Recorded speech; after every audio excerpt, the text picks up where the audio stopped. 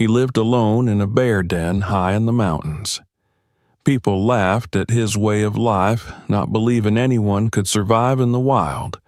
But when tourists finally dared to look inside, they saw something that completely changed their perception.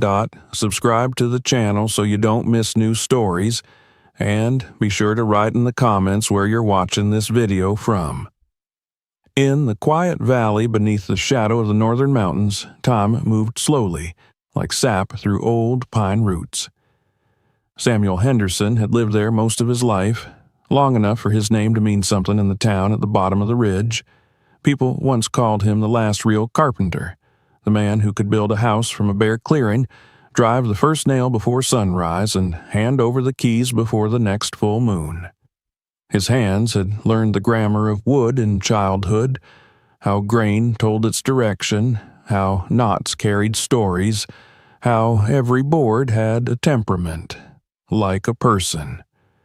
He could close his eyes and tell if timber was oak or cedar by the way it breathed when planed. That gift had fed his family for nearly 5 decades, until the world decided it no longer needed men who understood trees. He had grown up the son of a logger and a seamstress in a clapboard cabin that leaned against a line of spruce trees. His father smelled of sawdust and tobacco. His mother's hands carried the scent of soap and ironed cotton. From them, he learned 2 things that never left him. Work done by hand carried a kind of honesty that machines could never match, and nothing stayed whole forever, no matter how well you built it. As a boy, he carved small birds from scraps of lumber his father brought home. By the time he turned 15, those birds had already begun to pay for bread. The years that followed were full of motion, hammering, building, repairing. He married young, built a modest home on the edge of town, planted a pear tree in the backyard, and painted the porch rail a soft green because his wife liked the way it looked against the mountains at dusk. Together, they raised 2 children, a boy and a girl, who used to play with the curls of wood that fell from his workbench. The town grew to know him as dependable, the kind of man who arrived before sunrise and left after dark, never complaining, never cutting corners.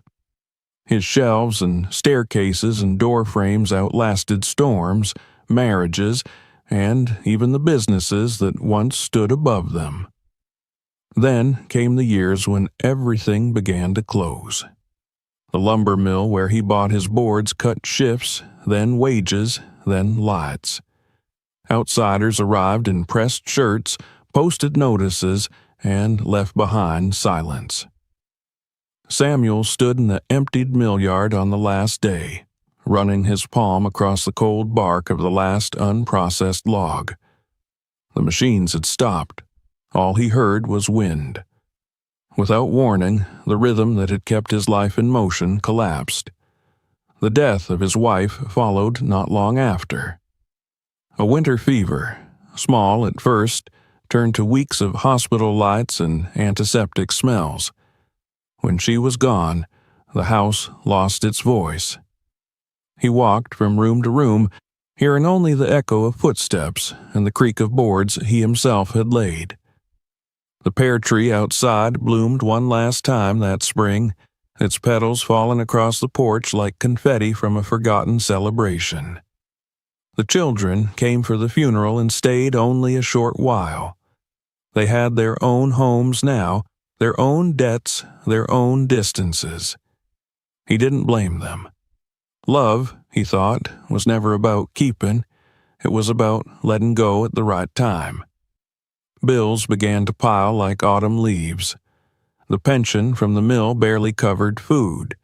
He sold his tools piece by piece, the circular saw first, then the power planer, then even his workbench, which a younger carpenter bought and hauled away in the back of a pickup.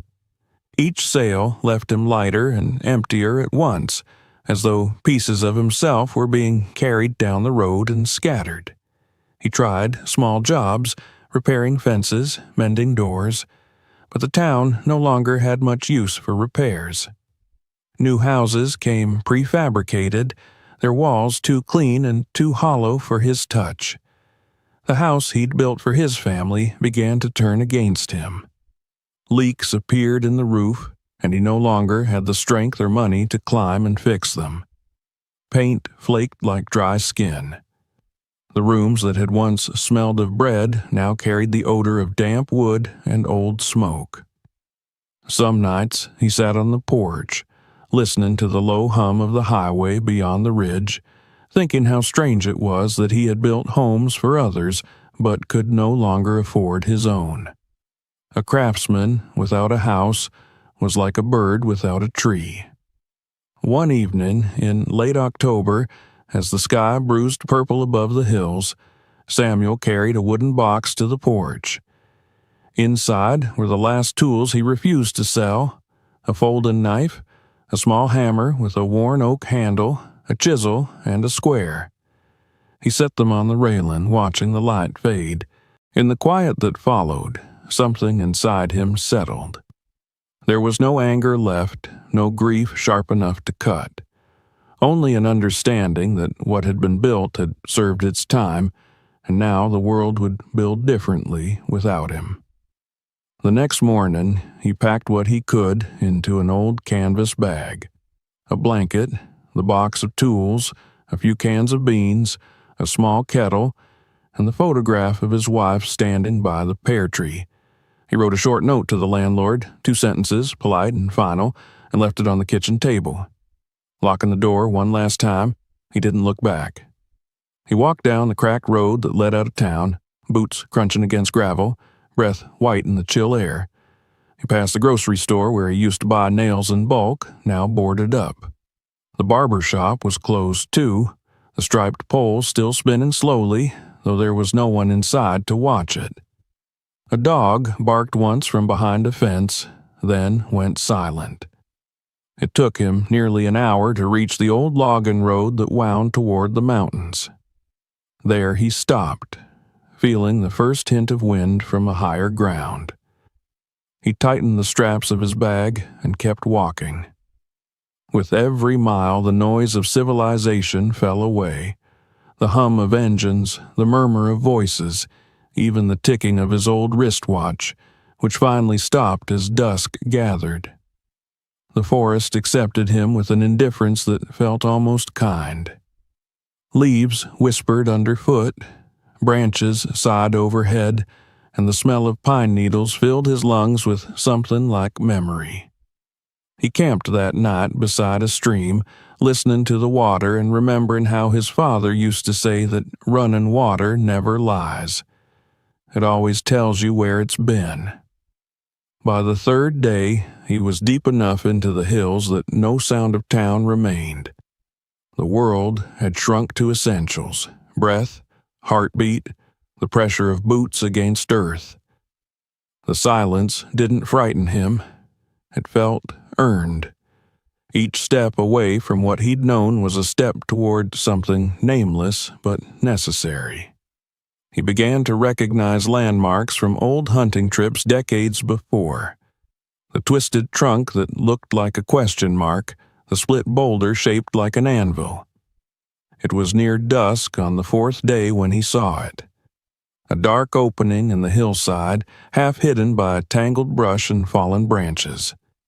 From where he stood, it looked like the mouth of some sleeping animal. The air drifting out was cold and faintly musky. He approached slowly, clearing a few limbs, peering inside. The earth dropped away a few feet, revealing a hollow space, round and deep. Scratch marks scored the stone near the entrance, long and deliberate. He ran his fingers across them, realizing what they meant.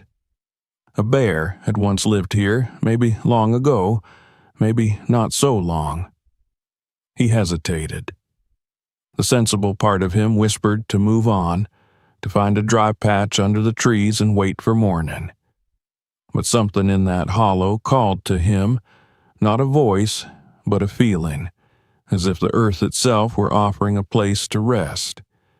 He crawled inside, careful not to disturb anything, and sat down.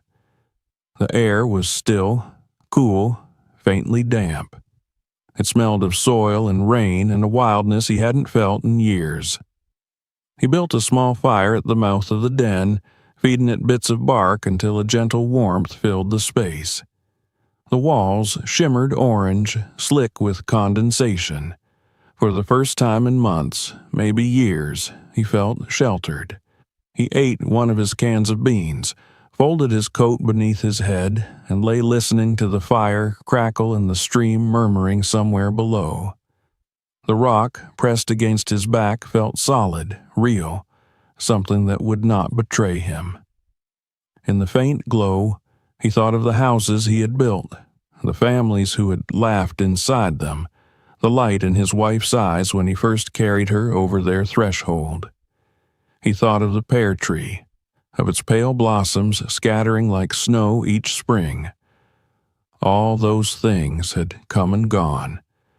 But here, in this rough cave, there was no pretending. Stone was stone, night was night, hunger was hunger. There was a truth in that simplicity he hadn't known he was missing. When dawn seeped in, pale and uncertain, he was still there. He stepped outside, stretched his stiff legs, and looked at the valley below, a sea of trees brushed with mist. Somewhere far down there, people were wakened to alarm clocks, rushing to work, measuring time in minutes. Up here, there was only the slow pulse of the forest. He knew then that he wouldn't be going back. The cave had given him something no house ever had: silence without loneliness, purpose without obligation. It was, in its way, the most honest dwelling he'd ever known.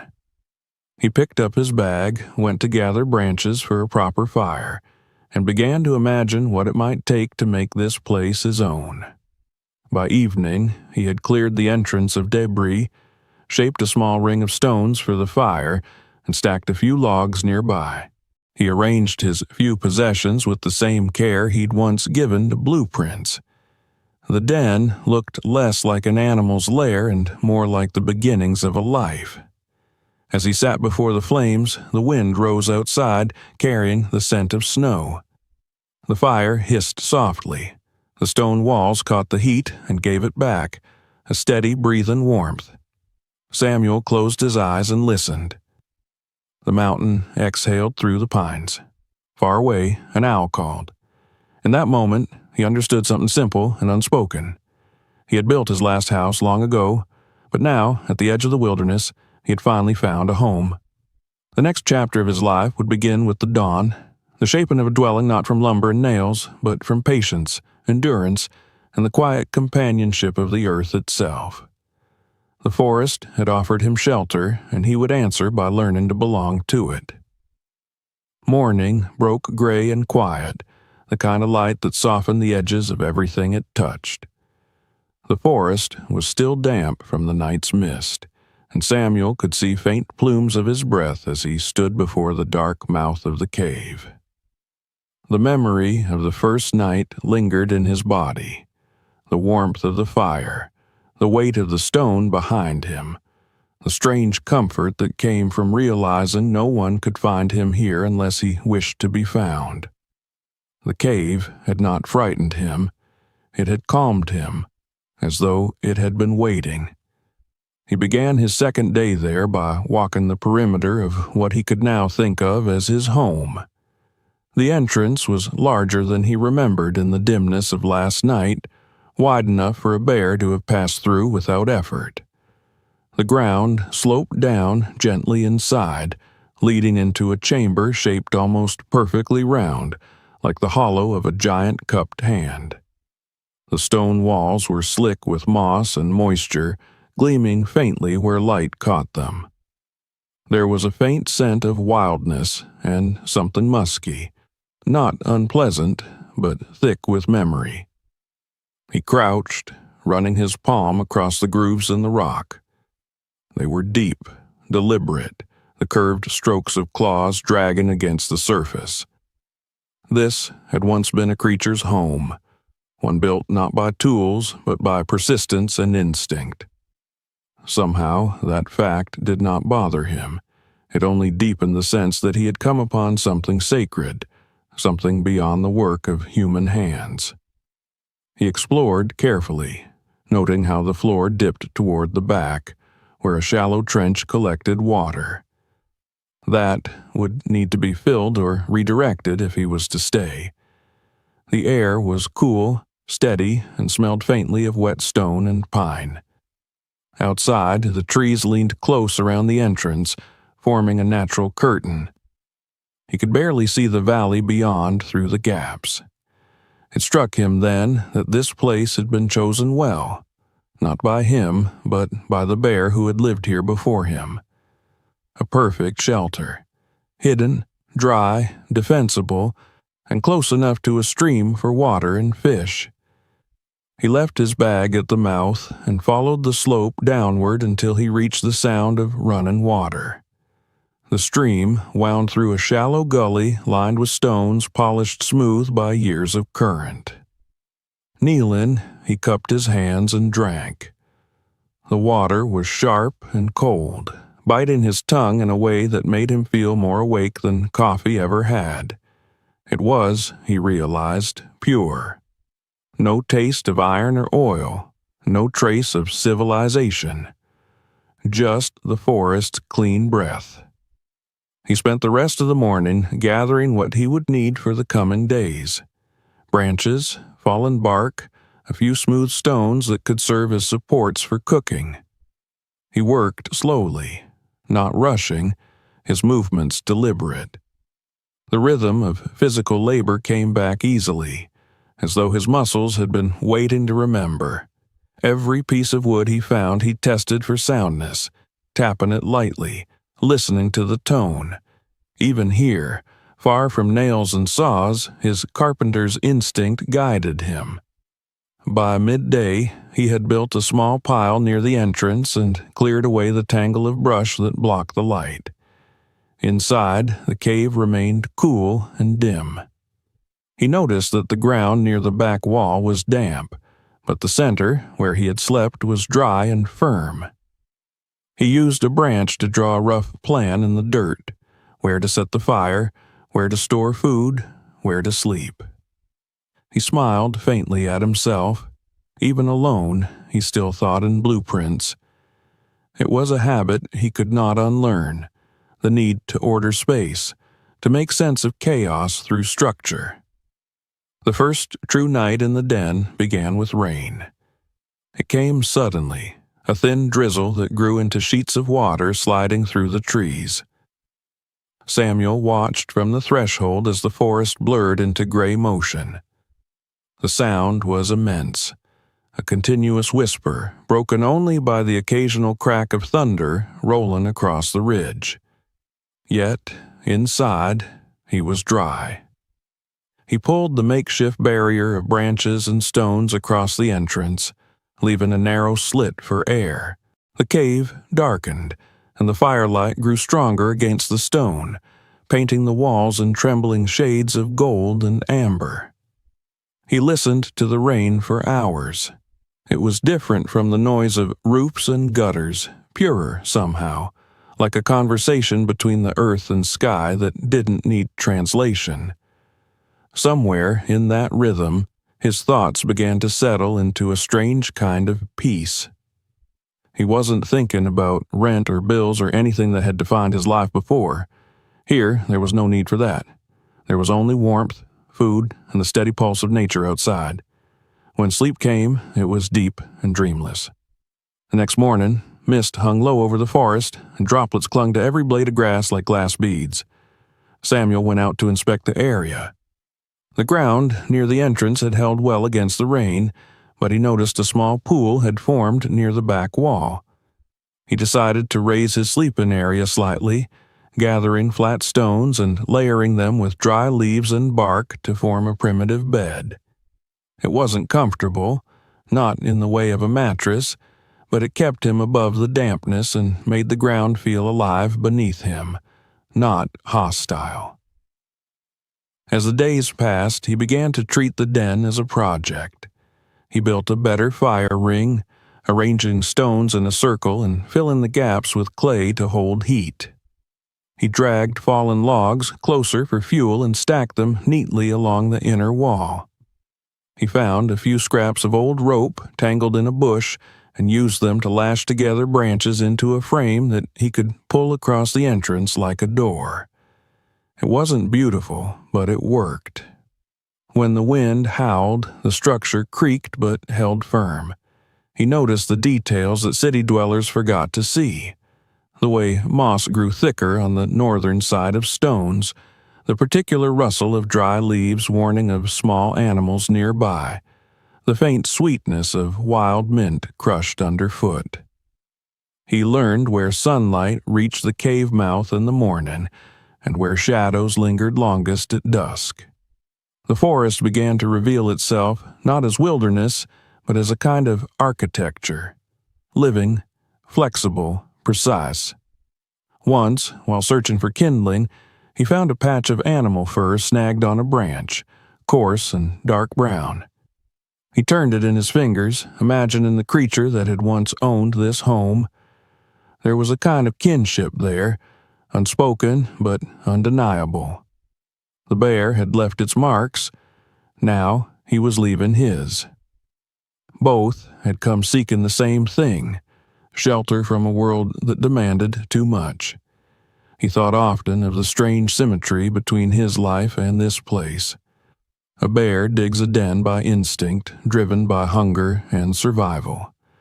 A man, stripped of everything he thought defined him, finds himself doing the same. In both cases, nature provided the materials, and hands, or paws, did the rest. It wasn't dignity he sought here, it was honesty. As weeks turned into something like a season, the den changed under his care. What had once been raw stone and dirt began to take on traces of human presence. He found an old tin coffee pot near a ranger's cabin miles away and carried it back like a treasure. He discovered that if he placed a flat stone above the fire, he could boil water without blackening the pot. He lined the sleeping area with pine boughs, their scent filling the space with freshness even after they dried. The cave began to smell not just of earth, but of wood smoke and life. The transformation was small but meaningful. The den no longer felt borrowed, it felt earned. Each evening, when the last light of day faded through the trees, he would sit by his fire, carving small pieces of wood into shapes. At first, they were crude, blocks and stumps, attempts at animals he barely remembered, but his hands remembered better than his mind. Soon, tiny figures began to appear, a fox, a deer, a bird mid-flight. They sat on the shelf of stone near his sleeping place, silent company in the flicker of flame. One afternoon, while cleaning near the stream, he noticed a group of hikers passing through the distance, unaware of him. Their laughter carried faintly through the trees. He crouched low and watched them go, feeling neither envy nor fear, only distance. They belonged to another world, one of schedules and destinations. He belonged to this stillness now, this patient rhythm of weather and hunger and work. The den had become a map of his days. Morning meant fire and water. Noon meant foraging. Evening meant reflection. Time no longer ran in minutes, but in needs. The first real challenge came with a night storm that shook the mountain. The wind howled through the trees, tearing at branches, sending needles and debris slashing through the air. The makeshift door rattled violently, the ropes straining under pressure. Samuel sat awake, feeding the fire, watching the flicker of light bend and jump across the walls. The cave itself seemed to breathe, the wind pressing against it in great gusts, the stone groaning in reply. But it held. When morning came, the forest was a ruin of broken limbs and fallen trunks, but the den stood untouched. He stepped outside into the pale light, breathing in the sharp scent of sap and rain, and felt an unfamiliar pride. He had built nothing grand, nothing anyone would see, but it had survived, and that was enough. In the days that followed, he found new uses for the storm's wreckage. He stripped bark from fallen pines, dried it for tinder, and shaped branches into stakes to reinforce the entrance. The forest had given him raw material. He returned the favor by keeping it tidy. He began to think of himself as caretaker, not intruder. At night, when the fire burned low and only the faint red glow remained, he often sat tracing the old claw marks on the wall beside him. They told a story older than his, written without words or tools. The bear had once survived here, slept through winters, raised its young, perhaps. The marks were a history of survival, not conquest. He found comfort in that. The bear had left, but its presence endured in the very shape of the cave, in the curve of its roof, in the scent of its walls. He began to think of it as a silent partner, a spirit that had loaned him its home and was content to share the silence. As summer turned to autumn, the forest changed its colors, and so did his life inside the den. He noticed the days shortening, the mornings colder, the mist thicker. The cave grew darker earlier each evening. He gathered more wood than usual, sensing what was coming. Winter would be a test, but unlike before, he no longer feared what was ahead. The man who had once built houses for others now lived inside a dwelling shaped by nature itself, and for the first time in years, he felt balance. He sat one evening at the entrance, watching the sunset burn across the treetops. The cave behind him was warm, its shadows gentle. The air smelled of pine and smoke. He thought of how far he had walked to reach this place, how every step had stripped away something unnecessary until only the essential remained. It occurred to him that the bear had not abandoned the cave out of fear or defeat. Perhaps, when its time here was done, it simply moved deeper into the mountains, leaving behind what it no longer needed. The thought stayed with him as night fell. The fire crackled softly. Outside, a fox barked once, sharp and brief, then vanished into the undergrowth. Samuel lay back on his pine bed and watched the faint glow of embers on the ceiling. He felt neither old nor young, neither lost nor found. He felt simply and profoundly alive, held by stone, guarded by silence. In the dark, before sleep took him, he whispered a small thank you to the creature whose home he had inherited. It wasn't prayer exactly, but gratitude. The cave did not answer, but the fire popped softly, and the walls seemed to breathe with him. By the time dawn returned, Samuel Henderson was no longer a man visiting a cave. He was part of it. The den had claimed him as surely as he had claimed it.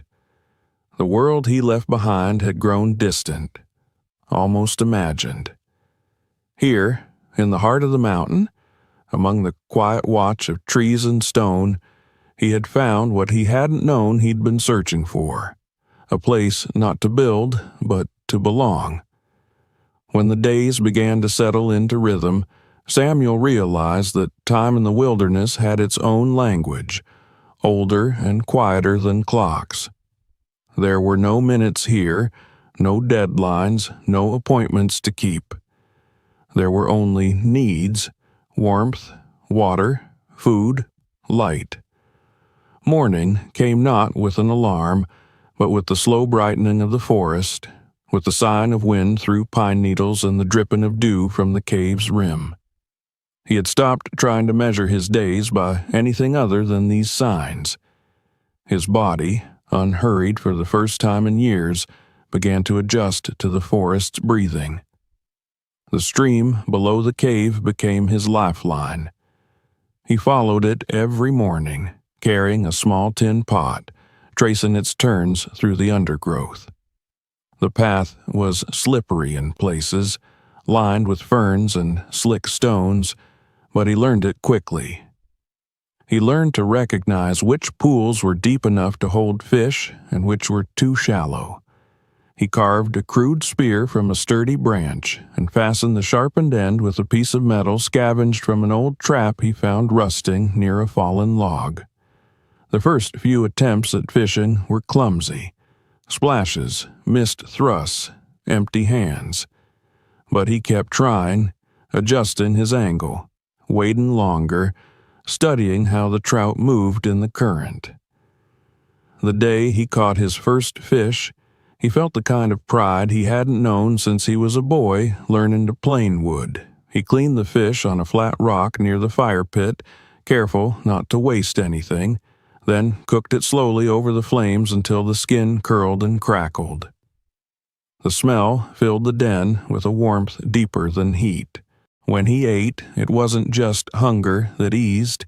It was the satisfaction of having earned every bite with patience and understanding. Nothing in the city had ever tasted as honest. He began to study the forest the way he had once studied blueprints. Every trail, every hollow, every fallen tree had its place in his new architecture. The stand of birch to the east provided bark that peeled easily for kindling. The thicker pines to the north gave resin that burned hot and clean. A patch of shrubs beyond the stream bore dark berries that, once tasted cautiously, proved sweet and safe. There were roots, too, starchy and filling, hidden beneath the soil. He marked their spots with small piles of stones, a quiet map only he could read. Days grew full with simple work. He rose early, tended to the fire, checked the stream, gathered wood, and prepared whatever food the day offered. The evenings were for quiet tasks, carving, repairing, watching the light fade. He began to think of these things not as chores, but as rituals, small acts that anchored him. He no longer needed the structure of a workday or a paycheck. His survival was its own wage. Yet, even in solitude, his old skills found new purpose. The carpenter in him could not let go of order. One morning, as the fog drifted through the trees, he decided to improve his dwelling. The den was solid but raw, the floor uneven, the walls damp in places. He spent the better part of a week reshaping it into something more livable. He pried loose flat stones from the hillside and fitted them together to form a raised platform, laying pine branches across it for a bed.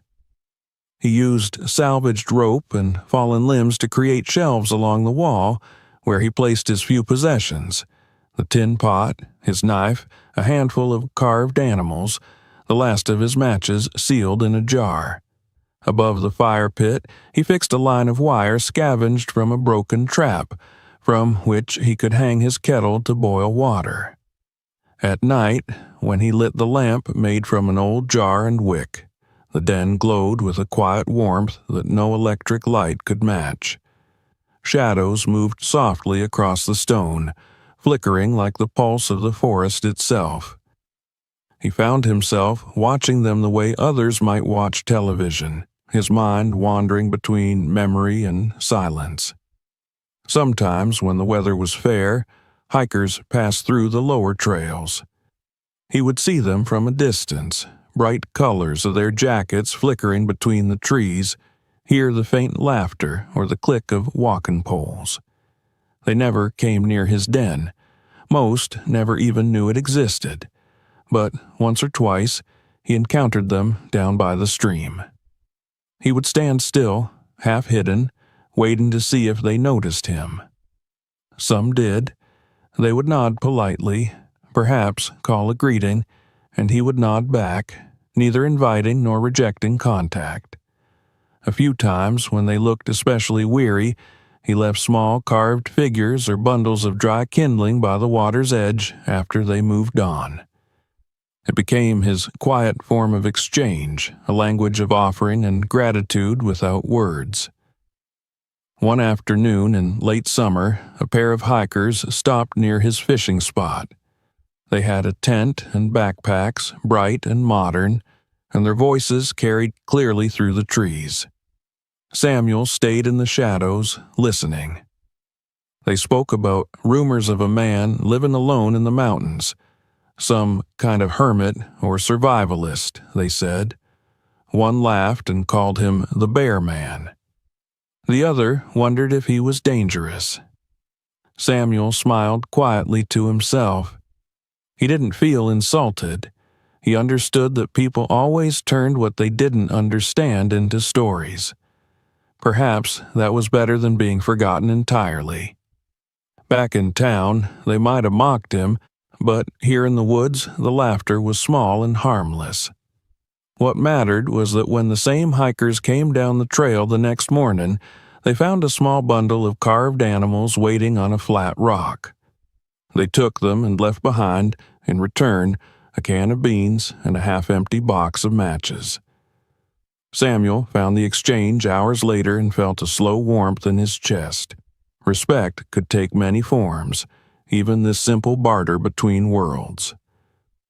As the forest shifted toward autumn, Samuel's daily routine deepened into something close to reverence.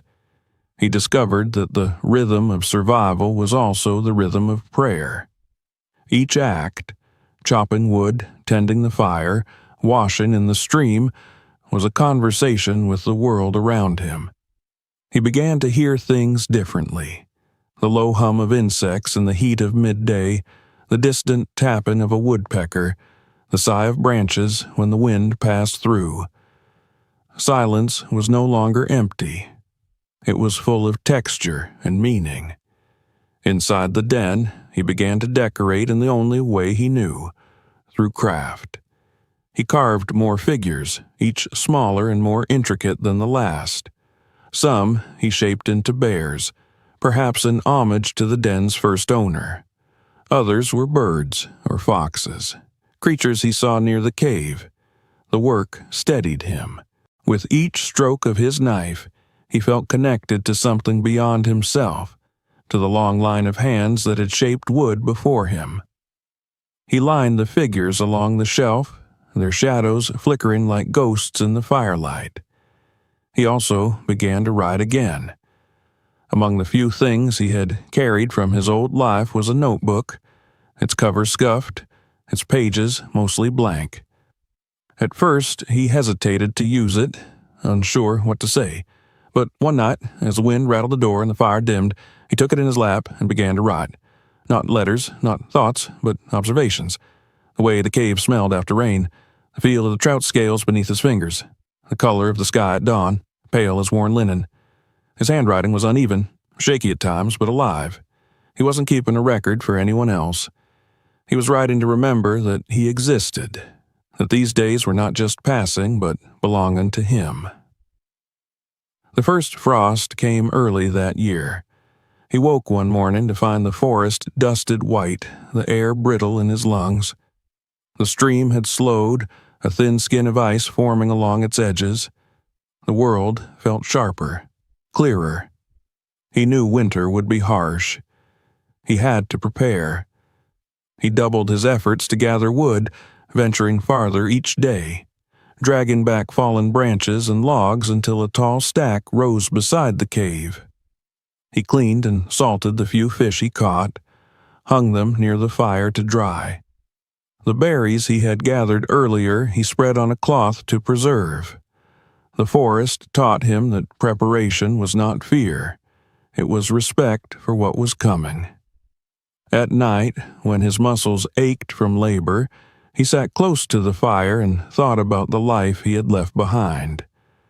The memory of his wife had softened into something gentle, no longer sharp with grief. He imagined her approving of his handiwork, of how carefully he arranged things, of the quiet order he maintained even here. He wondered if she would have understood this new existence. Maybe she would have smiled, called him stubborn, and handed him a cup of coffee. The thought brought a faint smile to his lips. Sometimes, when the fire burned low, he spoke aloud, though no one could hear. He spoke to her, to the bear, to the forest itself, not with words of longing, but with words of gratitude. He thanked the stream for its water, the trees for their shelter, the cave for its patience. These small murmurs filled the silence like gentle prayers, anchoring him in the vastness of his solitude. One evening, as he sat at the entrance, the forest fading into blue dusk, he felt a rare stillness settle over him. The wind had stopped, the stream below barely murmured. For a long moment, everything seemed to hold its breath. In that pause, he understood something he hadn't before. He had spent his life building homes for others, shaping wood into order and comfort. But what he had really been building, without knowing it, was the skill to make peace with emptiness, to turn space into shelter. The den was simply the final form of that lesson. When darkness came, he lit the lamp, set another piece of wood on the fire, and watched the flames leap higher. The light danced over the carved figures, throwing their shadows across the walls. They seemed alive in that moment, guardians of his solitude. He felt not lonely, but complete. The cold deepened as the days shortened, and the forest began its slow surrender to winter. The leaves turned gold, then brown, then fell away entirely, leaving the branches bare against the gray sky. The stream grew quieter, the air sharper. Samuel wrapped himself in his blanket and listened to the sounds of the forest preparing for sleep. Soon the first snow would come, and the cave would seal itself off from the world. But he was ready. The routines he had built, the small order he had imposed, gave him strength. On the final warm evening before the frost returned, he stepped outside one last time and looked down at the valley. The lights of the distant town flickered faintly through the haze, like stars too weak to survive. He thought of how far he had come, not in distance, but in spirit. The man who had once measured his worth by the houses he built now lived in a place made by time and nature, and it was enough. He had carved not just figures, but a new life out of the silence. When he returned to the cave that night, the air inside was cool but steady, the fire burning low. He sat beside it, feeling the warmth against his hands. The wooden figures watched over him from the shelf. Outside, the forest exhaled, a long, slow breath through the trees. Samuel closed his eyes and listened, feeling himself part of that breath, one small note in a vast, unending harmony. He had built his new order not from wood or nails, but from patience, humility, and the quiet understanding that the world, when left alone, knew how to hold him better than any house ever could.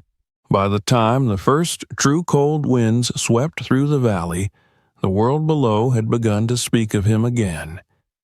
Samuel, of course, knew nothing of the chatter at first.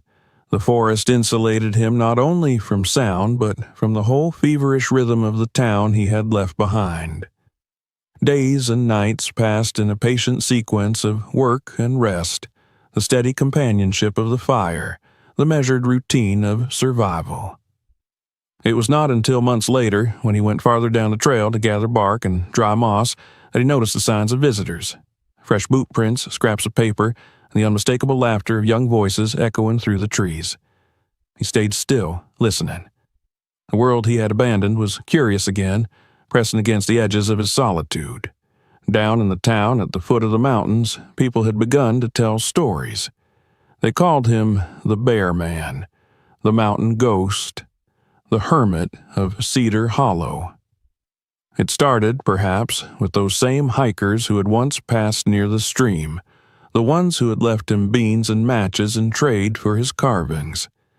They must have spoken of the strange old man living alone in a bear's den, crafting figures from wood and cooking over open fire like a settler from another century. The tale spread easily, in a place where gossip was a substitute for excitement. Around the diner's counter, at the gas station, in the aisles of the grocery store, they repeated versions of the same myth. A man who had turned his back on civilization and become part of the mountain itself. Some made him sound like a savage, others like a holy man. Both were wrong, but both contained a fragment of truth. Teenagers began daring one another to hike up near his ridge, to take pictures or videos that would prove he was real. A few local bloggers latched onto the idea, posting grainy photographs of smoke rising from the trees or claiming to have found one of his carvings lying beside a trail. The story became entertainment. It was easy to laugh at an old man who had chosen to live like an animal. Easier still for people whose lives were boxed neatly into schedules and screens. Yet, beneath the jokes was something else, an unease they couldn't name. Maybe because they knew that one day, stripped of comfort and noise, they might envy him. When Samuel finally saw the first of them, a small group of 3 young men, he was cutting wood near the slope below the den. They were loud, the sound of their chatter bouncing between the trees. He stayed silent, crouched behind the fallen trunk, watching them pass. They carried phones and cameras, laughing nervously as they searched the undergrowth. He heard one of them say they'd heard the guy eats raw meat, and another respond that maybe he was dead already. The forest seemed to mock their words, swallowing their laughter into its stillness. They found nothing and eventually turned back, their excitement fading into complaints about the cold. When they were gone, Samuel rose and looked at the spot where they had stood. The earth still bore their prints, shallow, hurried, uncertain. He felt neither anger nor amusement, only a distant compassion. They had come chasing a story, but the story they wanted wasn't the truth. They wanted fear or wonder, something to film and forget. What they had missed was what mattered most, the quiet order of the place, the way the cave breathed in rhythm with the forest, the way life here asked for nothing but respect. That evening, as the fire crackled in the cave and shadows of smoke curled up toward the low ceiling, he found himself thinking about how stories are built. He had spent his whole life shaping things from wood, planks into frames, boards into tables, walls into homes. Now others were shaping him, carving his image from rumor and imagination. It was strange to realize that even isolation could not protect him from invention. Yet he also knew that every story carried its own truth, even when twisted. If people found in him the idea of freedom, or madness, or courage, perhaps that was all right. Each person saw only what their heart needed to see. Winter deepened. The forest grew silent under its weight. The river slowed to a whisper, and the den became his only true world. Sometimes at night he saw distant lights flickering far below in the valley, the faint glow of cars or porch lamps, a reminder that life continued elsewhere. He felt no pull toward it.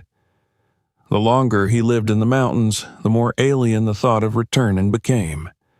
In the town, days were dictated by clocks. Here they were measured by the color of the sky and the angle of the sun. In the town, warmth came from switches. Here, it came from fire and work.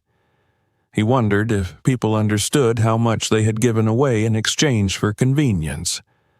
But the mountain, indifferent to human opinion, went on teaching him. One morning, he woke to find a thin layer of ice forming on the inside walls of the den. His breath hung white in the air. The fire had gone out in the night, and the cold clung to everything. He rekindled the flames slowly, feeding them with the patience of one who knew that haste was waste. As the heat returned, he sat with his hands outstretched, feeling life creep back into his fingers. He thought of the people below, wrapped in their heated homes, and smiled at the irony that he, the man they called the bear, knew a warmth that none of them could buy. News of him continued to spread through the valley. Someone claimed he was a veteran who had gone mad after the war. Someone else swore he was a preacher who had lost his faith. A few believed he was an outlaw hiding from justice. In the absence of facts, people built their own scaffolding of fantasy. It did not trouble him. In fact, he began to find a kind of peace in it. He realized that the stories gave him protection. As long as they thought of him as a ghost or legend, they would keep their distance. One late afternoon, when the snow had melted just enough to reveal the brown carpet of needles beneath the pines, he heard voices again, softer this time, older. Peering through the trees, he saw two hikers, a man and a woman, perhaps in their 60s, walking carefully along the ridge. They carried walking sticks and wore the calm expressions of people who had come not to conquer the wilderness, but to listen to it. He stepped out from the shadow of the trees when they were still a few yards away, raising a hand in quiet greeting. They stopped, startled at first, then smiled. The man called out that they had heard of someone living up here and had wanted to see if the stories were true. Samuel nodded once. The woman, curious, asked if he was all right, if he needed anything. He thanked them but said nothing more. His voice had grown rusty with disuse, but his eyes spoke for him.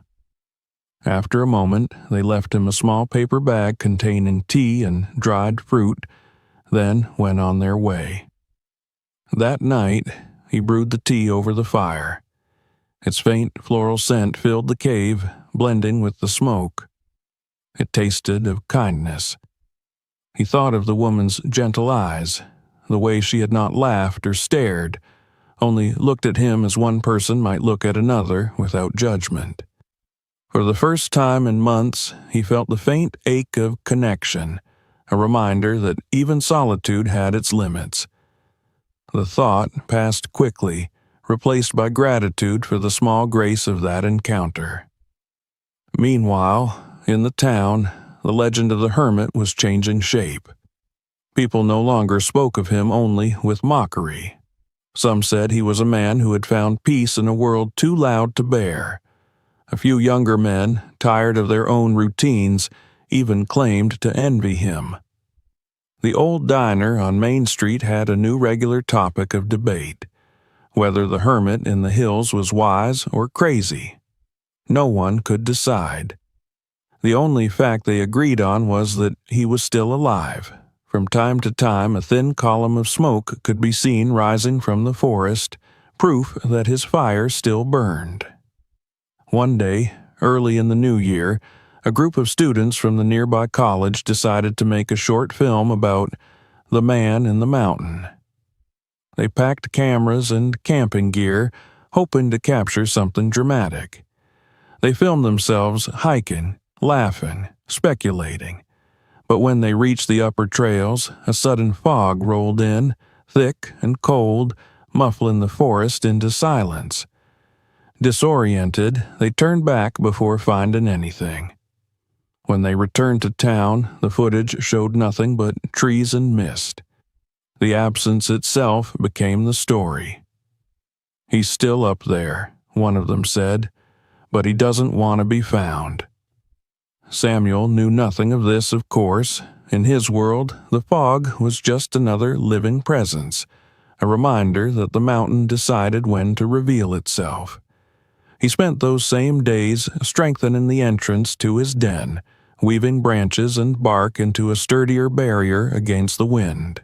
Each improvement felt like a conversation with the landscape, a give and take between man and nature.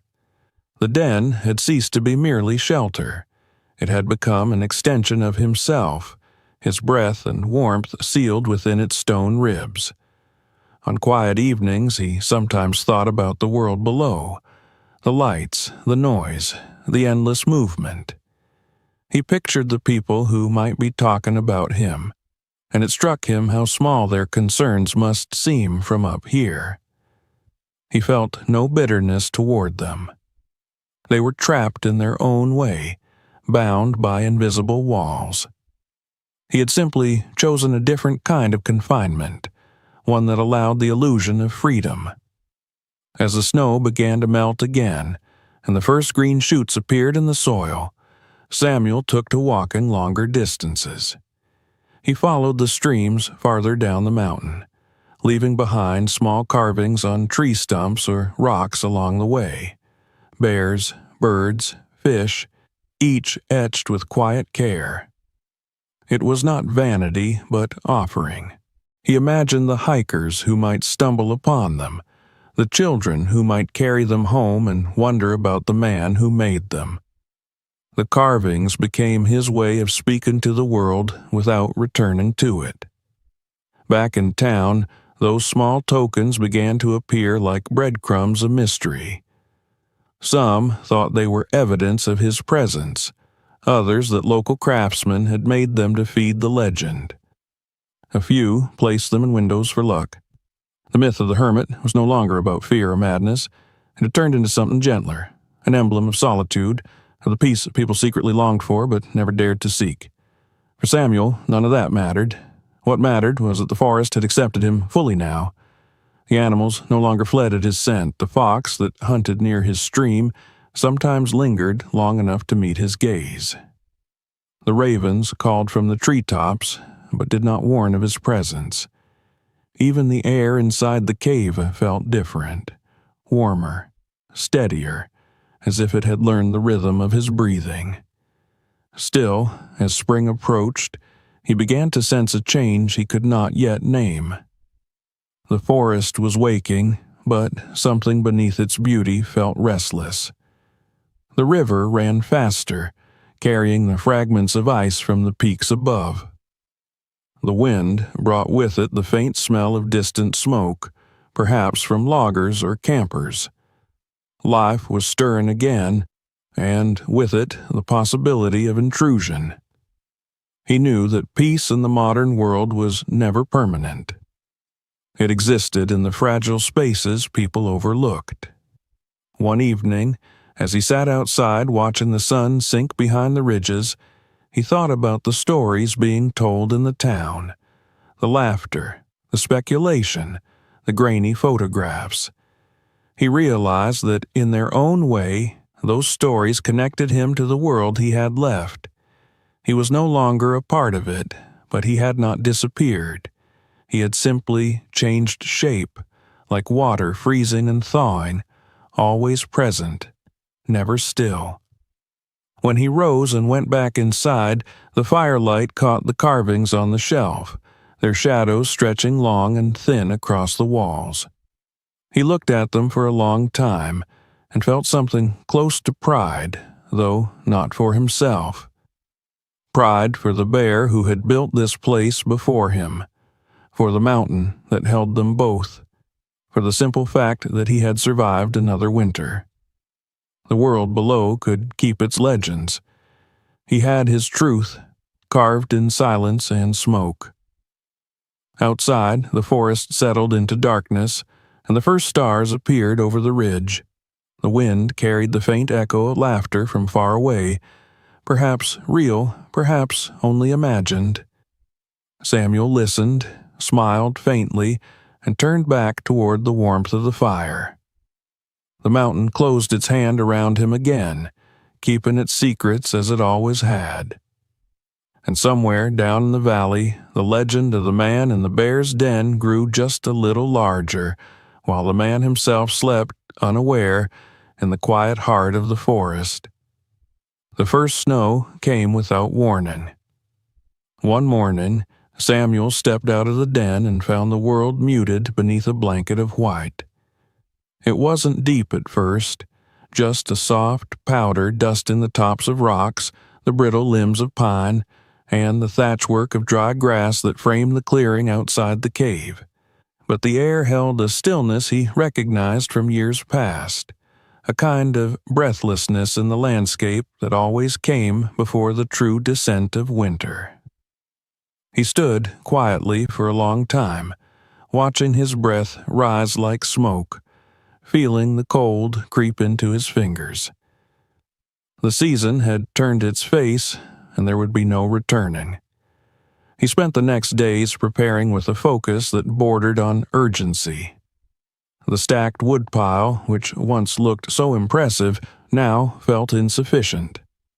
Every branch and log seemed lighter than it had before. He ventured farther from the den in search of deadfall, dragging limbs through knee-deep snow, his breath wheezing in the sharp air. Each trip took longer. The trails he had walked daily were no longer visible. Landmarks disappeared beneath the snow. The forest felt less familiar, its paths swallowed by a white silence. Even the stream, which had once been his guide, had slowed into a sluggish whisper beneath a crust of ice, its voice muffled, its surface deceptive. Inside the den, the warmth retreated with every cold gust that pushed through the barricaded entrance. The gaps in the lashings allowed in more air than before, and the moisture from his breath clung to the inside of the bark, freezing into delicate crystals that shimmered like frost flowers. His blanket, patched and worn, did little to fend off the creeping chill that settled into his bones each night. He moved slower, not from caution, but from the stiffness that came with cold soaking into old joints. The fire, once a comfort, became a necessity. He fed it constantly, watching it with the same alertness he once gave to a table saw or a chisel edge. Without it, the cave would become a tomb.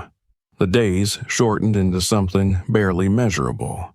Dawn and dusk blurred together in a pale gray wash, as though the sun had forgotten how to rise properly. Inside the den, the shadows lengthened early. He began speaking aloud again, not out of madness, but to keep the silence from becoming too thick. Sometimes he talked to the fire, sometimes to the carved animals that watched him from the stone shelf. Other times he spoke to the memory of his wife, her name surfacing on his tongue like a familiar song half remembered. He imagined her scolding him gently for not bringing more blankets, for not layering better, for thinking that old age made him immune to frost. Food became a slow concern. The fish he had dried earlier were nearly gone. The berries he had stored in a waxed pouch had shriveled to bitterness. He stretched his meals into rituals, small fireside ceremonies of boiling water, heating what little remained and chewing slowly. Hunger gnawed at him, not violently, but steadily, like a dull ache in the stomach that never quite left. He rationed with discipline, knowing that recklessness would mean starvation before the thaw. But even caution had limits, and the cold burned calories faster than he could replace them. One night, the wind rose into a howl so loud it seemed to shake the walls of the cave. Snow blew in through the top seam of the entrance, swirling like a ghost through the firelight. The barricade trembled with each gust, the ropes creaking under strain. Samuel sat close to the flames, wrapped in his blanket, staring at the door as though expecting it to tear loose and reveal the storm's teeth. He knew the mountain could kill without hatred, without even noticing. It didn't need a reason. It simply waited for carelessness. That night, sleep came in snatches. Dreams rose like mist, half images of warm rooms, of sunlight through curtains, of bread and coffee, of his wife's hand brushing his. Then the wind would surge and snap him awake, heart pounding, breath clouding the air. He dozed again and woke again, measuring time by the dwindling height of the fire's glow. In the morning, the storm had passed, but the cold remained. The snow outside had risen nearly to the top of the barricade. He cleared it slowly, one armful at a time, his breath heaving in the brittle air. The sky was pale and flat, The world felt empty. He gathered more wood, but it took all day, his strength halved by fatigue and hunger. By the time he returned to the den, night had fallen. He tripped twice on the slope, fallen into the snow and rising slowly, his limbs trembling from more than just exertion. His knees ached, and his hands had turned red with cold. The fire welcomed him back like an old friend, and he fed it quickly, whispering thanks to no one in particular. One morning, days later, he found tracks near the entrance. Delicate, sharp-hoofed impressions curving past the cave and vanishing into the trees. Deer. He stared at them for a long time, marveling at the quiet persistence of life. The tracks were fresh, and for a moment he considered following them, spear in hand. But he knew he lacked the speed and stealth to make the kill. The deer had survived this long for a reason. Still, he felt a surge of hope. The mountain had not gone completely silent. There was movement. There was breath. He spent the next days conserving energy. He remained in the den longer, sitting close to the fire, feeding it with discipline. His journal pages filled slowly, the handwriting growing smaller, more deliberate.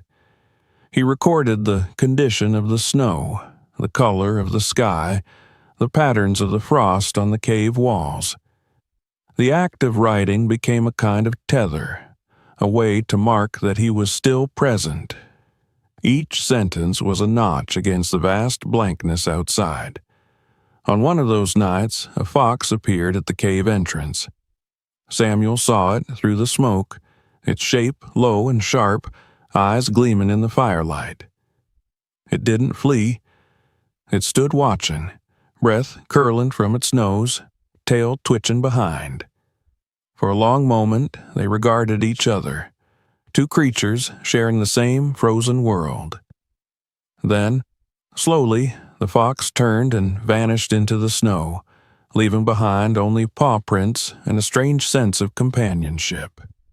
It was not the last animal he would see. Once, a rabbit darted through the trees as he gathered branches, its white body like a flicker of light in the shadows. Another time, a raven landed near the stream, cawed once, then flew off again. These moments reminded him that he was not alone in the mountain's silence. Life still moved, even if it did not speak. The hunger worsened. His belly was hollow most days. He lost weight, his frame thinning, and his clothes hanging looser. But he refused to surrender to despair. Every morning he stirred the fire and whispered a greeting to the day. He remembered the old lessons of hardship, that the body could endure more than the mind believed. He drew strength from the cave itself, from its solid embrace, from the memory of the bear who had once hibernated here through winters far harsher than this. One morning, weak from fasting, he discovered a tiny mouse that had crept into the den, likely seeking warmth.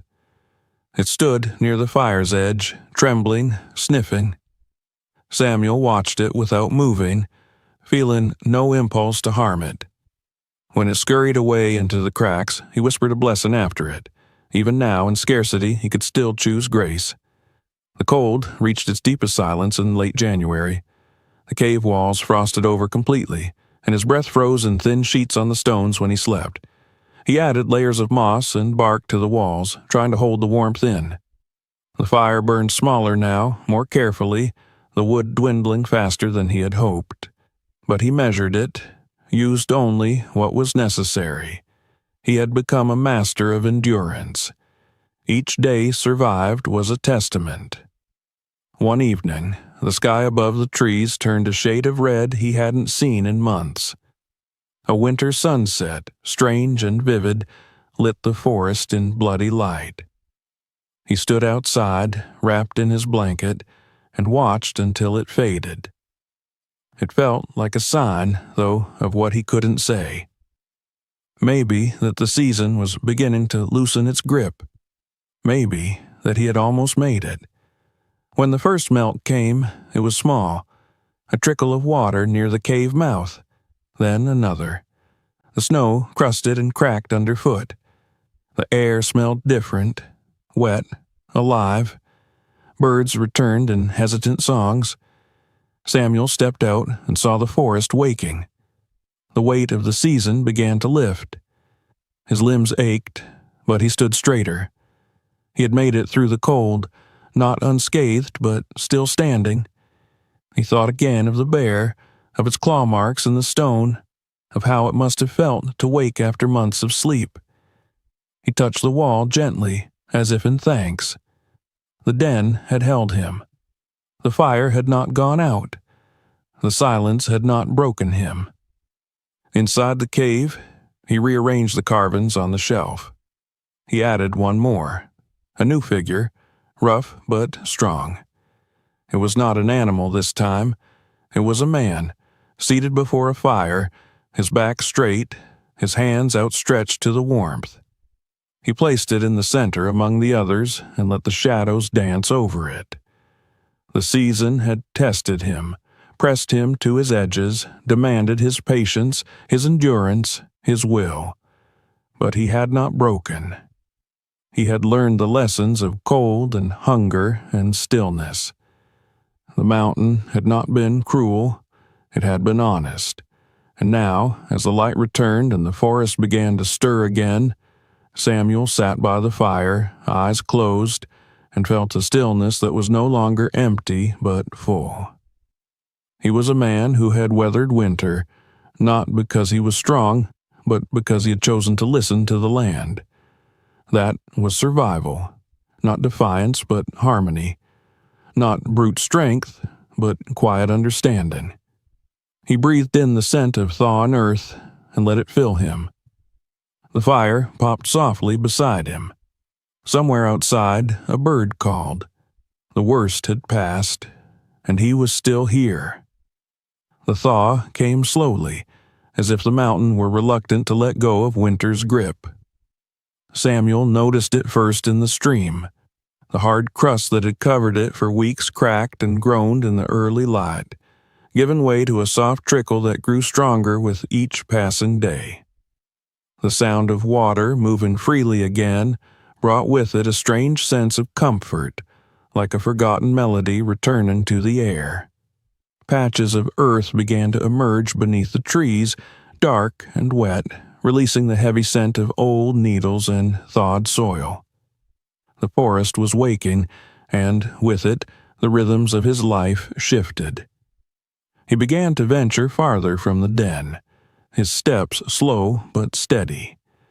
The weight he had lost during the winter still clung to his frame, but his limbs responded to motion with increasing ease. He moved with the careful deliberation of someone reacquainting himself with the world. Birds returned in scattered voices, their calls tentative but growing bolder. At night, the fire burned a little brighter, the cave a little warmer. The worst was behind him. It was during one of these foraging walks, his arms full of dry branches, that he heard them. Voices. They came from somewhere down the slope near the stream, faint at first, then clearer as he approached. He crouched behind a cluster of brambles and listened. Two people, a man and a woman. Their accents suggested they weren't from the town below. They spoke with quiet urgency, their footsteps cautious on the damp earth. He saw them before they saw him, their backpacks heavy, their jackets stained with the sweat of exertion. Samuel didn't move. He had grown used to the solitude, to the idea that he belonged only to the trees and the cave and the wind. People had become shadows in his life, glimpsed only from afar. These two were different. They weren't laughing like the college students or charging through the brush like thrill seekers. They looked tired, serious, and oddly reverent, as if the forest were something sacred. He waited until they moved past, then stepped out from his hiding place and followed at a distance, making no sound but the soft crunch of damp leaves beneath his boots. He was no longer suspicious of people, but he had learned the value of watching before revealing. The pair stopped near the stream, crouching to refill their bottles. They looked around, eyes searching the landscape. The woman said something about the cave, and the man nodded, gesturing uphill. He stepped forward then, slowly, not trying to hide, not trying to surprise. The woman saw him first, straightened, and touched the man's arm. They turned together, and for a moment, none of them spoke. He raised a hand in greeting, and the woman returned the gesture, tentative but not afraid. They didn't ask his name. Perhaps they already knew it. Perhaps they knew only the story and not the man. He saw no cameras, no eager expressions, just quiet curiosity, and something that looked like respect. The man reached into his pack and pulled out a small wrapped parcel, holding it out. Samuel stepped forward, took it without a word, and nodded. He didn't open it then, not because he doubted its contents, but because the act itself was the gift. They spoke in short phrases, simple things about the trail, the river, the spring melt. The woman asked if he lived nearby. He pointed towards the rise above the trees. Her eyes widened slightly. She said she had heard of someone living in a bear's den, but hadn't thought it was true. Samuel only smiled. The man said they would be heading down before nightfall, and Samuel understood. They weren't here to stay. They had come to see, to witness, and then to return to their world. Before they left, the woman hesitated, then reached into her own bag and handed him a small thermos. Inside was coffee, still warm. Samuel took it in both hands and inhaled the scent. It filled him with a sudden, overwhelming memory. The mornings on his porch, the steam rising beside his wife's smile, the way sunlight had touched the rim of the cup. He murmured a thank you and meant it deeply. They left as quietly as they had arrived. Samuel stood for a while, watching their silhouettes fade into the trees, listening to the sound of their boots on the soft path. He walked back to the cave slowly, the thermos still warm in his hand. When he sat by the fire that evening, he opened the parcel. Inside were a few protein bars, a small bar of soap, and a pair of thick wool socks. He smiled, not at the items themselves, but at the thought that someone had prepared this with care. That night, he wrote in his journal for a long time. His words came slower now, each one more deliberate, as though the language of the outside world needed time to return to his fingers. He wrote about the woman's eyes, the quiet strength in the man's voice, the way the forest had allowed their meeting. He didn't call it fate. He didn't believe in such things anymore, but he believed in presence, in the weight of a moment shared honestly. The days that followed were filled with more signs of change. The snow receded, the stream ran faster, and new shoots emerged from the blackened soil. Samuel gathered fresh pine needles for bedding, replaced worn lashings on the barricade, and cleaned the stone ledges where moisture had gathered. The den no longer felt like a hiding place.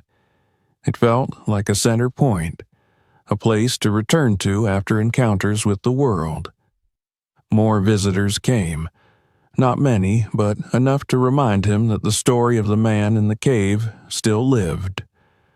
One afternoon, he found a tin can left near the trail, filled with matches and a note scrawled on torn paper. "Thank you for your carvings. We hope you're well." There was no name, just the gesture. He left a new carving by the same tree the next morning, a small figure of a fox, its tail curled around its body. Days later, it was gone. These exchanges became part of his routine, a silent dialogue with people he would never meet. He did not crave conversation, but he welcomed recognition. It was a strange thing to be seen and unseen at the same time, to become myth and man in one breath. One morning, while walking down toward the lower ridge, he saw a child. A girl, perhaps 10 or 11, sitting on a rock while two adults adjusted their gear nearby. She held one of his carvings in her hands, a tiny bird with spread wings, turning it over with wonder. Samuel stood behind a tree, watching, not wanting to intrude. The girl lifted the carving to the light, then tucked it into her jacket pocket with the care usually reserved for treasures. He felt a warmth in his chest that no fire could provide. That night, he carved another bird, almost identical, and placed it near the same spot. He left it nestled in a fold of moss at the base of a tree. The following day, it too was gone. It occurred to him that the forest had become something larger than his refuge. It had become a bridge. Through it, he was touching lives again. Not directly, not in the way of handshakes or conversation, but in the quiet intimacy of shared symbols. Each figure he carved, each bundle he left behind, was a message. I'm here. I'm real. And I remember what it means to care. One afternoon, clouds gathered over the mountains, dark and swollen with spring rain. He sat beneath the ledge outside the den, listening to the first drops tapping against the stone. The scent of rain on pine was rich and familiar. He watched the water gather in small rivulets, running down the slope, feeding the roots. The rain reminded him of his first night here, the way the cave had held him like a cradle, the way the fire had offered its fragile light. So much had changed, and yet so much had remained. He thought of the visitors again, not just the pair from the stream, but the others, the curious, the kind, the quiet. He wondered what they told people when they returned home. Did they speak of the man in the cave? Did they mention the carvings, the silence, the firelight? Or did they carry it all like a secret, something too delicate to explain? It didn't matter. What mattered was that they came without ridicule, that they left behind small acts of grace, that they reminded him, even in his solitude, that he had not disappeared from the world, only stepped aside from it. As the rain continued, he sat with his notebook open, the pages dampening slightly at the edges. He wrote not for memory this time, but for the present, to capture the shape of this day before it faded. He wrote about the smell of wet stone, the sound of distant thunder, the way his heart had felt when the girl held his carving. And then he stopped, closed the notebook, and sat back listening. The forest spoke in 1,000 voices, most too small to hear unless one had learned to listen. But Samuel heard them. The whisper of leaves, the hush of rain, the shifting of small creatures in the underbrush. Each sound was a thread in the great fabric he now lived within. As darkness fell, he returned inside and fed the fire, the warmth spreading slowly across the stone floor. The shadows returned to their familiar dance. He placed the notebook on the shelf beside the newest carving. A man and a child, standing side by side, their hands joined by a single ribbon of wood. The cave, once empty and echoing, was now filled with echoes of a different kind. Echoes of voices, of kindness, of the world he had thought he left behind. The mountain had not erased him. It had refined him. And now, in the shelter of flame and stone, he sat not as a ghost or recluse, but as a man who had learned the rarest kind of connection, the kind that asks for nothing, but gives everything. And outside, in the dark, the rain continued to fall, blessing the forest with its soft baptism, carrying his story down the slopes and into the roots of the world. By the time the mountain had fully exhaled the last breath of winter, the forest stood drenched in spring's patient resurrection. The snow had vanished from the trails. The air carried the musky scent of thawed soil, and a green hush settled between the trees. Buds unfurled on the branches above Samuel's cave, and birds returned in flocks, their morning calls stitching together the canopy like threads of color in a once faded tapestry. Everything was moving forward now, as nature always did, in slow but certain motion. The cave had shifted with the season, too. What had once been refuge was now memory. Though it still held him and the fire still warmed its stones, Samuel began to sense a subtle loosening in his spirit, a quiet tug, as if the place that had cradled him through the hardest months was gently releasing him. There was no clear voice to say it, no sign painted in the moss or carved in bark, only the feeling that something had been completed, like the final stroke of a carving when the figure within the wood finally revealed itself. He didn't rush the moment. Instead, he moved with the forest, lingering in each morning's mist, gathering kindling out of habit, patching the barricade though the nights no longer howled. He drank deeply from the stream, now full and quick, as though the water itself were eager to be elsewhere. He carved with renewed focus, shaping animals and people in strange abstract shapes, each one smaller than the last, as if he were leaving behind pieces of himself, tiny, silent footprints in the undergrowth of time. He had learned to expect visitors, not many and rarely close, but often enough now that he saw their signs without surprise. A carefully folded cloth hanging from a branch, a tin cup placed neatly near the stream, a sketch of the cave drawn in charcoal on birch bark. People came looking for a myth and sometimes glimpsed the man beneath it. They no longer laughed or mocked. The legend had become something quieter, more reverent. The man in the bear's den was no longer a curiosity. He was a figure of endurance, and, to some, a symbol of something lost and worth remembering. One morning, as the sun broke through the trees in streaks of gold and green, he stepped outside and found a group of hikers paused at the base of the slope. There were 5 of them, 2 men, a woman, and a younger pair who looked like students. They weren't loud or intrusive. They didn't call out. One of the men noticed him and raised a hand, not in greeting, but in acknowledgement. Samuel nodded once, that was all. After a moment, they turned and made their way back down the trail, leaving behind a small wooden box filled with dried fruit, a folded note tucked beside it. He read the note that evening, sitting by the fire. It was simple, written in a lupin hand. Thank you for reminding us there's another way to live. He placed the paper with his other keepsakes, not because it flattered him, but because it bore witness. The carvings he left in the forest, the figures tucked into tree hollows or set upon stones, had done more than fill his hands during long days. They had spoken for him. They had reached people he would never meet, offered them something wordless but honest.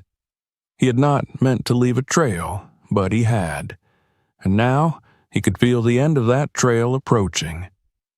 In late spring, the rangers came. He heard them before he saw them. 2 voices, professional, steady, moving deliberately through the undergrowth. He stood at the entrance to the cave and waited. When they reached the clearing, they paused, surprised perhaps by his calm, or maybe by the fact that he didn't look like a man in need of rescuing. His beard was long, his clothes worn, but his eyes were clear and his bearing was not one of defeat. They spoke gently. They told him they had heard about his presence in the forest, that they had been tracking the reports for some time. People had seen him, spoken of him, some worried, some admired. But now the area was being reclassified, a wildlife preserve. Long-term human habitation would no longer be allowed, even in the fringes. They weren't here to remove him by force, only to inform him that his time in the den could not continue indefinitely. Samuel didn't argue. He didn't ask why or raise his voice. He only listened, nodding slowly as though the words were already known to him. In truth, he had been expecting something like this. Not in a concrete way, but in the way one senses a season changing. Not with thunder, but with a subtle shift in light. The forest had begun to feel full again. Too full, perhaps, for a man who had once needed to disappear. When the rangers offered him assistance, a place in a nearby shelter, a program to help him find work, some support from the town, he asked only for one more night. They hesitated but agreed, understanding, perhaps, the weight of such a request. That evening, for the first time in months, Samuel sat by his fire with the door open, the barricade pulled aside. The forest was quiet, the air heavy with the scent of pine and soil. He laid out his carvings one last time, each figure placed in a half circle before the flames. The fox, the deer, the bear, the bird, the man, and the child. His fingers touched each of them, lingering not with ownership but farewell. He packed what little he would carry, the knife, the notebook, the photograph of his wife, the blanket that had held him through the coldest nights. The rest he left behind. Tools made from salvaged wire, scraps of dried bark, stones blackened from years of fire. The cave itself had taken on a shape that was part him now, even if he no longer stayed within it. Before sleeping, he stood and pressed his hand to the stone wall near the sleeping shelf. The same wall that had once borne claw marks, traces of the cave's first inhabitant. His hand felt warm against the cool stone. He whispered a thank you, not to a god, but to the space itself. To the place that had let him survive, rebuild, remember. He slept with no dreams and woke before dawn. The rangers returned as promised. They waited respectfully at the edge of the clearing while he folded the blanket, checked the laces on his boots, adjusted the weight of his pack. He did not look back until he reached the tree line, the cave now just a shadow in the slope, a dark mouth beneath the rocks. To anyone else, it was an empty hole.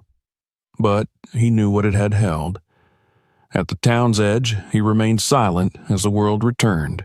Cars, electricity, the hum of refrigeration, the clatter of shoes on tile. He spoke little. He did not explain where he had been or why. When asked what he needed, he said, "Nothing, right now."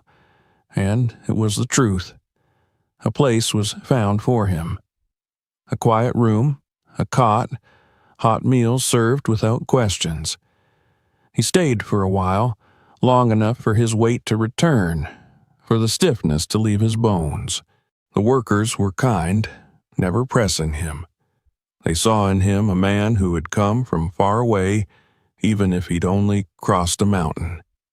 He wrote more often now, not just in the notebook but on scraps of paper left beside the cot. He wrote about the silence of the den, about the firelight against the stone, about the fox who had once stood at his door and watched him without fear. He wrote not because he wanted to be remembered, but because he didn't want to forget. Then, one morning, he was gone. The staff found the room empty, the cot neatly made. His belongings were minimal, easy to carry. A note was left behind. "I'm not lost, just moving." No one knew where he went. Perhaps deeper into the mountains. Perhaps elsewhere, where the forest still held space for a man like him. Weeks later, hikers again passed the cave. The forest had already begun reclaiming it. The barricade was gone, scattered by wind and rain. Moss had spread over the entrance. But deep inside, near the back wall, they found something new. Carved into the stone, faint but deliberate, were words scratched by hand, the letters uneven but sure. If you find this place, treat it kindly. The bear is gone. But the man lived. They stood in silence, reading the message again and again. There was no signature, no date, just the truth, left like all his carvings, not to be seen, but to be understood. In time, the cave would be swallowed by green. The carvings would decay, the trail would shift, but the story would remain, passed from mouth to mouth, from trail marker to whisper. A man had once lived there, alone, not because he hated the world, but because he needed to remember how to belong to it. And through fire and frost, through solitude and silence, he had. Even as the forest closed its fingers around the cave once more, a trace of him remained, not in stone, not in wood, but in the quiet he had shared with it, in the shape of a life carved not for others, but for truth. And in that, he had left more behind than most ever do. If you enjoyed this incredible story, make sure to subscribe so you don't miss what's coming next. Hit the notification bell to be the first to see our newest adventures and mysteries. Don't forget to like this video and share it with friends who love stories that will keep them on the edge of their seat. And tell us in the comments where you're watching from. We want to know. The next story is even more unbelievable.